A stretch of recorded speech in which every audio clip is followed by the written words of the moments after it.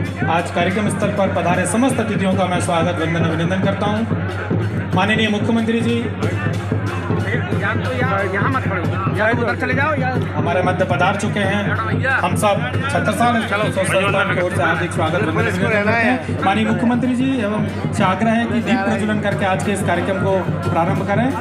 साथ में हमारे खजुराहो लोकसभा के लोकप्रिय सांसद विष्णुदत्त शर्मा जी उपस्थित हैं। मैं उनसे भी आग्रह करता हूँ कि दीप प्रज्वलन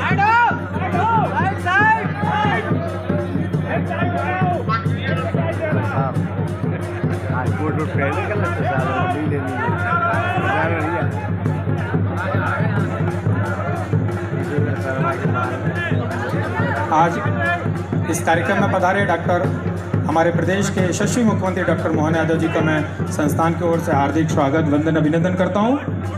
साथ में हमारे खजुराहो लोकसभा क्षेत्र के लोकप्रिय सांसद सम्मानीय विष्णुदत्त शर्मा जी उपस्थित हैं। मैं उनका भी स्वागत करता हूं। हमारे छतरपुर जिले के प्रभारी मंत्री हेंदल सिंह कंसाना जी भी हमारे मध्य उपस्थित हैं। मैं उनका भी हार्दिक स्वागत वंदन अभिनंदन करता हूं।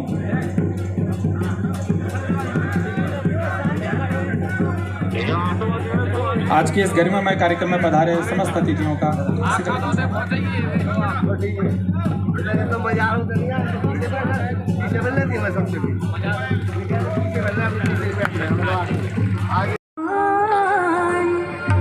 स्वीकारो वंदन अभिनंदन श्रीमान, आज द्वार सवरे के आए भगवान। स्वीकारो वंदन अभिनंदन श्रीमान, आज द्वार सवरे के आए श्री राम। स्वीकारो वंदन अभिनंदन श्रीमान, आज द्वार सवरे के आए भगवान।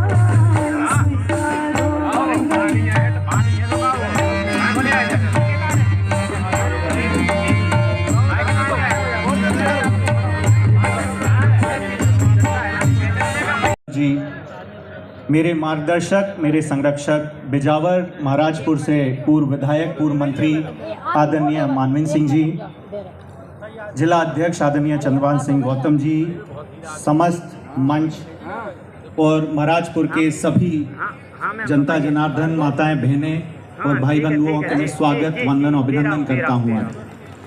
सबसे पहले महाराज छत्रसाल की जयंती पर मैं उनको नमन करते हुए इस कार्यक्रम को आगे बढ़ाता हूं। सबसे पहले मुख्यमंत्री जी का मैं बहुत बहुत शुक्रगुजार हूं कि उनने हमारा न्योता स्वीकार करते हुए इस कार्यक्रम में चार चांद लगाए। हर कार्यक्रम में मंच से ज़्यादा निवेदन होते हैं। मैं उस परंपरा को तोड़ते हुए इस मंच को सिर्फ और सिर्फ माननीय मुख्यमंत्री जी को धन्यवाद देने के लिए इस्तेमाल करना चाहूँगा, क्योंकि जितने कार्य 1.5 साल में हुए हैं उतने पिछले 5 सालों में भी नहीं हुए थे। महाराजपुर विधानसभा में 25 लाख की बिल्डिंग माननीय मुख्यमंत्री के निर्देशों द्वारा इस प्रांगण में समिति के लिए, महाराज छत्रसाल समिति के लिए पहले से बन रही है। तो मैं चाहूँगा जोरदार तालियों से उनका अभिवादन करें। 15 करोड़ के पहले साल में, 2.5 करोड़ के उसके बाद 10 करोड़ के उप स्वास्थ्य केंद्र, प्राथमिक स्वास्थ्य केंद्र और 15 के नए कार्य सैंक्शन होके आ चुके हैं। तो पुनः उनको बहुत बहुत शुभकामनाएं, बहुत बहुत बधाई। बस एक निवेदन करना चाहूँगा कि हमारी विधानसभा में मऊसानिया और सिंहपुर चरुण पादुका शहीद स्मारक स्थल है, जो कि अगर मध्य प्रदेश टूरिज्म के नक्शे पे जुड़ेगा तो हम लोग को बहुत गर्व महसूस होगा। तो इस पर मुझे ज़रूर भरोसा है। आगे सभी योजनाओं का लाभ लेते हुए सभी जनता, मुख्यमंत्री राहत कोष हो या अन्य लाभ ले रहे हों, सभी लोग यहाँ मुख्यमंत्री जी का अभिवादन करने पधारे हैं। एक जानकारी मैं मंच के माध्यम से देना चाहूँगा कि हमारे ग्राम आलीपुरा में पूरे मध्य प्रदेश का एक लौता ग्रामीण क्षेत्र का स्पोर्ट्स कॉम्प्लेक्स फ्लडलाइट सहित तैयार हो रहा है माननीय मुख्यमंत्री जी के आशीर्वाद से। तो मैं चाहूँगा कि माननीय मुख्यमंत्री जी को मेरा बहुत बहुत आभार है कि महाराजपुर विधानसभा को, और मैं पुनः एक बार सभी लोगों ने, जिन लोगों ने मुझे इस काबिल बनाया है, यहाँ तक पहुँचाया है, महाराजपुर के पूरे परिवार को, मेरे माता पिता को, मेरे परिवार को और सभी जनों को, माननीय मुख्यमंत्री जी को, सभी लोगों का बहुत बहुत आभार, बहुत बहुत धन्यवाद। जय हिंद, जय भारत। करने के लिए कम समय में स्थान बनाने वाले ऐसे मुख्यमंत्री डॉक्टर मोहन यादव जो आज इस संस्थान में पधारे हैं, जोरदार तालियों से हम सब उनका अभिनंदन करते हैं।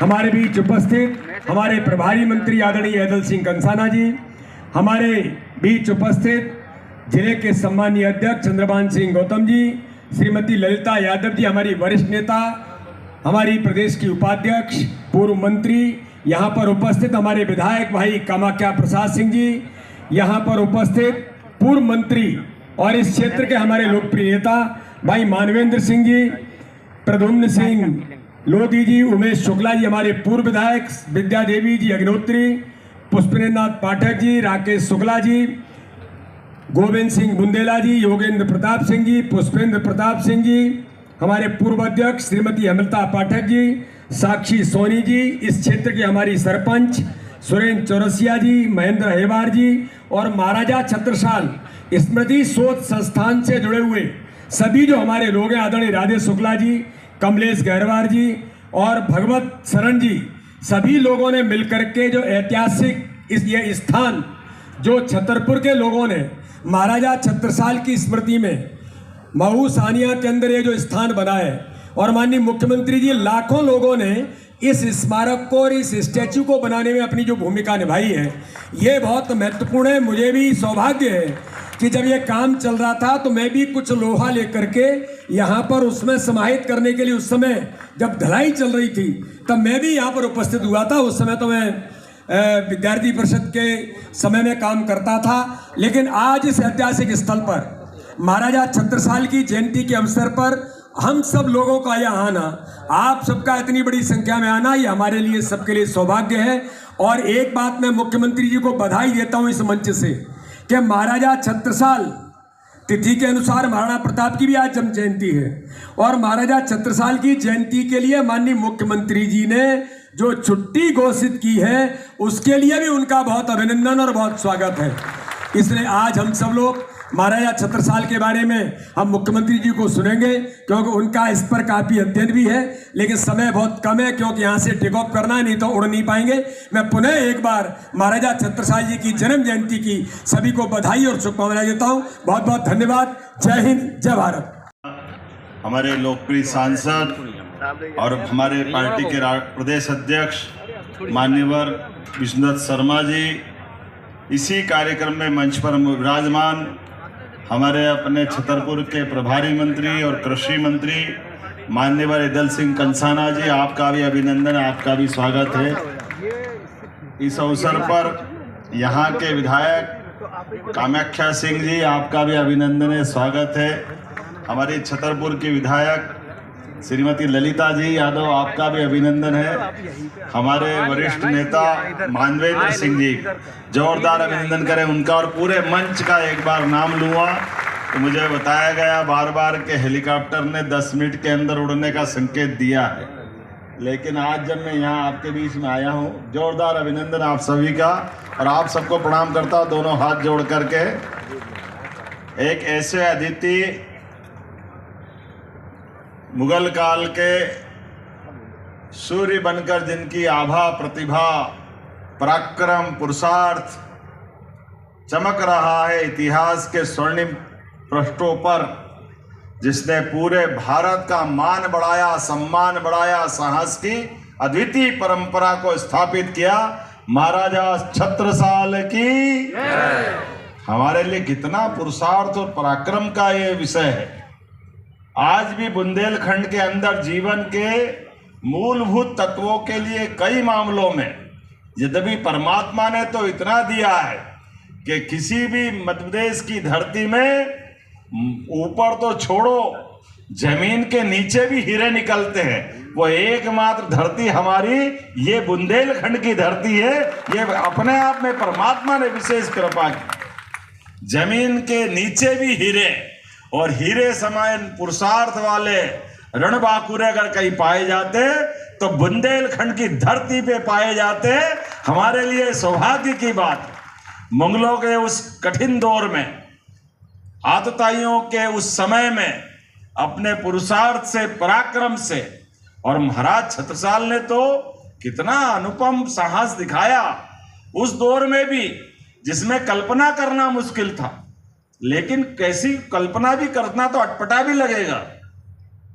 कहां महाराष्ट्र अपने मन से कहां से ढूंढते ढांढते शिवाजी महाराज तक भी पहुंच गए कि वो अपना पराक्रम पुरुषार्थ वहां दिखा रहे हैं। तो हमारे लिए क्या हो सकता है, ये जिज्ञासु और सूरवीर के मन में आ सकता है। आमतौर पर उस दौर में अपने घर को आसपास से निकल के जाए तो कितने संकट आते थे, लेकिन उस सारे विषयों के बीच में अपनी सत्ता के साथ व्यवस्था का भी और मन में आस्था का भी अनुपम त्रिवेणी के नाते से महाराज छत्रसाल ने मुगलों को भी धूल चटाई और बुंदेलों सहित पूरे देश का मान बढ़ाया। हम सब उनका वंदन करते, अभिनंदन करते, स्मरण करते, रोमांचित हो जाते हैं।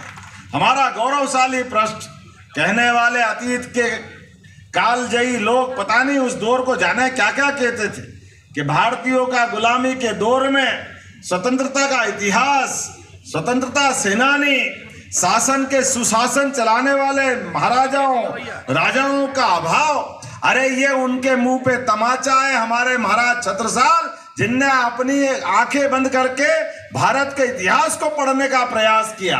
ये भारत का इतिहास, गौरवशाली इतिहास, महाराजा छत्रसाल से, महाराजा शिवाजी से, रानी दुर्गावती से बढ़कर एक शासक रहे जिन्होंने अपने उस काल में मुगलों को धूल चढ़ाने का काम किया।